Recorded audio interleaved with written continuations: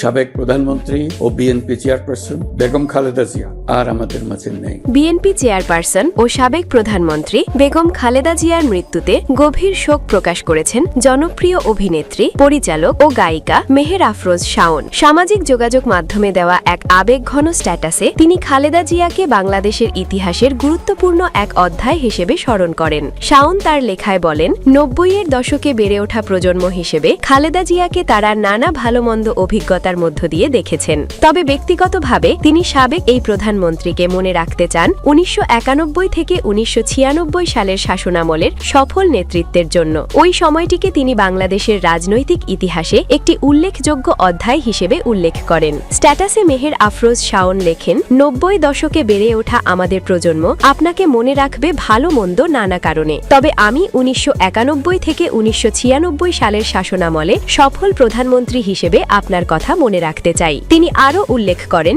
বাংলাদেশে প্রথম নারী সরকার প্রধান হিসেবে বেগম খালেদা জিয়ার অবদান নারী নেতৃত্বের ক্ষেত্রে একটি দৃষ্টান্ত হয়ে থাকবে। শাওনের মতে খালেদা জিয়া শুধু একটি রাজনৈতিক দলের নেত্রী নন, তিনি ছিলেন এদেশের রাজনীতির এক শক্তিশালী অধ্যায়। তার নেতৃত্ব, সাহস এবং আপোষহীন অবস্থান দেশের গণতান্ত্রিক আন্দোলনে গুরুত্বপূর্ণ ভূমিকা রেখেছে। সেই সঙ্গে নারী রাজনীতিবিদদের জন্য তিনি খুলে দিয়েছেন নতুন পথ। স্ট্যাটাসের শেষাংশে শাওন বেগম জিয়ার বিদেহী আত্মার মাগফিরাত কামনা করে লেখেন, বাংলাদেশের প্রথম নারী সরকার প্রধান বেগম খালেদা জিয়া, আপনার বিদেহী আত্মার শান্তি কামনা করছি।